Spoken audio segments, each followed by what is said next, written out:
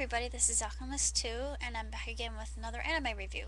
Recently, I watched the film version of Hetalia called Paint It White, and one of the nags that I have about it are the cutscenes that are from the OVA, and funny as they are, it really didn't add anything to the story or take away from the story itself. It's just sort of random. Um, that's basically how the world of Hetalia is. Just unusual and out there and odd. But the story deals with this race of aliens coming down to Earth, and they're called the Pictonians, and they have the ability to mask everything in white, just making the world utterly bland and tasteless, shapeless, and androgynous. So the Allies and the Axis, they have a conference, of course, like they usually would, and they decide to infiltrate the Pict ship, which they do. And before they do that, Italy actually got them costumes to make them look like the Pictonians. And I love that scene. It was so funny because none of them really knew what to say. They were really surprised that Italy could be this resourceful. And there are a lot of funny lines within this film, and I really enjoyed it.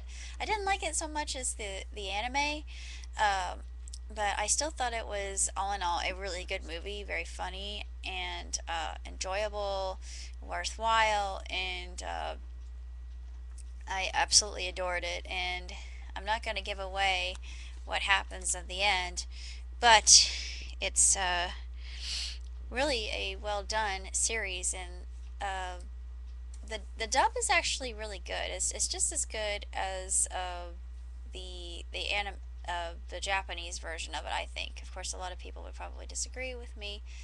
Uh, there's one new character that is introduced at the beginning. You see him. His name's Iceland, and I wish we could have seen more of Iceland. And you only get brief cameos of Greece and let's see, Sweden and Liechtenstein and Finland and South Italy.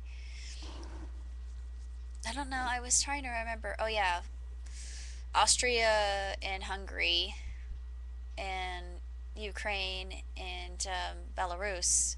Of course, you get the Latvia, Estonia, and Lithuania. They're cameos too. They only have a few seconds on screen. And Sealand, he tries to make a go of it within the movie itself just to prove himself. And then you get to see what Sealand actually looks like, and it's just this little landing strip. And I thought, really? But it's interesting. It's different than anything else I've ever seen, and it's uh, it's really quite well done. It may not be the best animated movie I've seen, but it's I would give it 3.5 stars out of 4 because it's nearly perfect, and except for the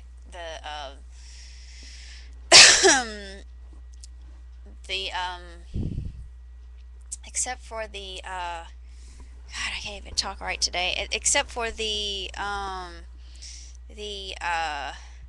the cuts from the original video animation, which kind of annoyed me in a way. I just didn't think that they were worth putting into the film, and I thought, why was this even done? I mean, if people who have watched the original series know all about this, and it doesn't really belong within the movie. Why can't we just have um, the aliens coming in and the Axis and Allied powers fighting them off? And eventually they do get to that. There are some pretty awesome fighting scenes. Actually, the very awesome fighting scenes near the end. Spoiler alert, but Other than that, I have to say, as an Italia fan, I really enjoyed it. So if you like Italia, I would recommend it.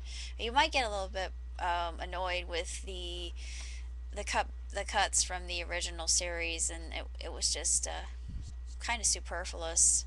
But beyond that, it was really funny and really enjoyable, and I got a good laugh out of it, which I really needed, especially during this dreary holiday season. It just made me feel a lot better. And of course, the dancing, the Bond dance, I absolutely love. The la la la. La la la la la la la la la la. I gotta learn how to do that dance. But anyway, I really enjoyed it. It beyond the fact that it was just completely bizarre. Not one of the most bizarre things I've seen, but beyond that, I just think it was a really great animated film. So check it out.